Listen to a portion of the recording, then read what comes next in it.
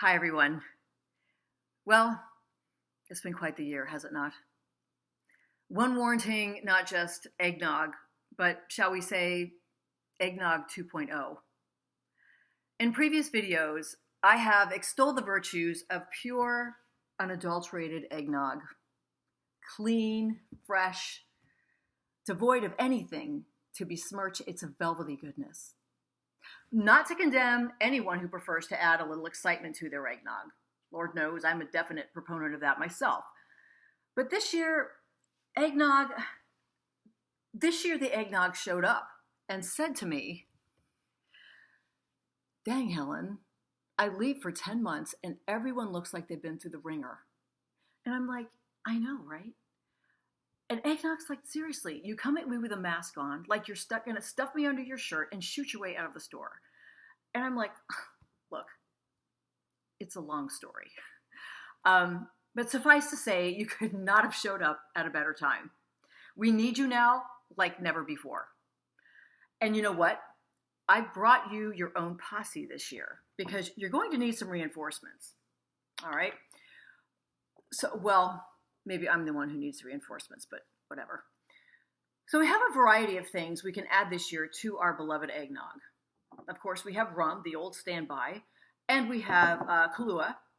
And here's something I've gotten more recently into, bourbon.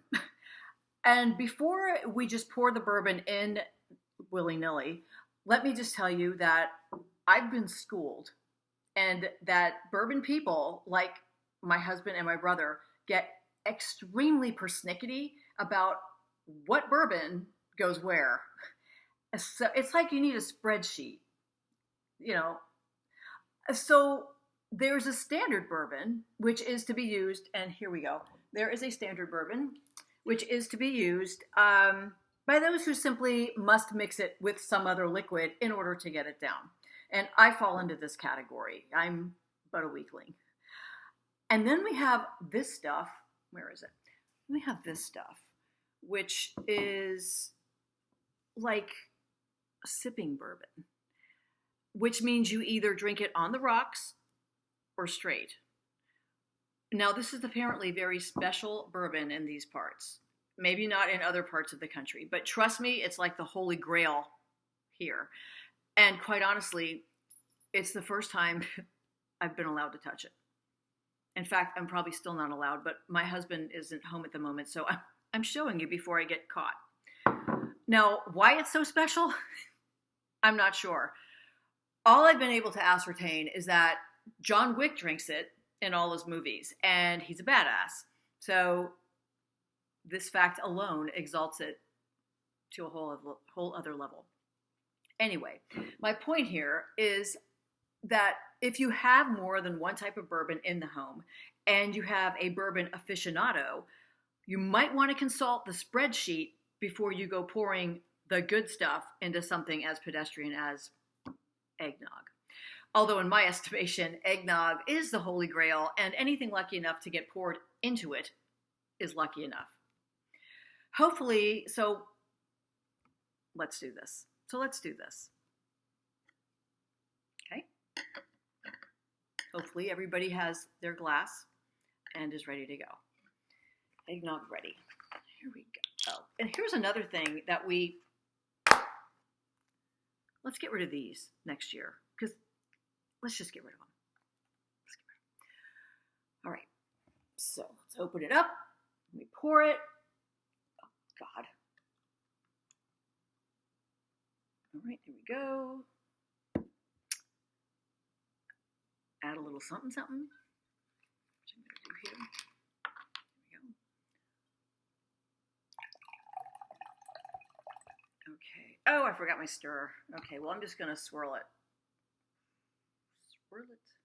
It'll be good. It's kind of like the classy thing to do, right? All right. So let's enjoy it together.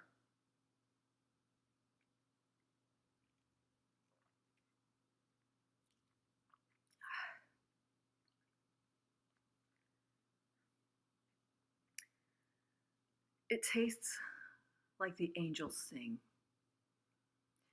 It tastes like hugs.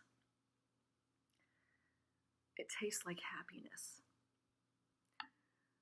And this year,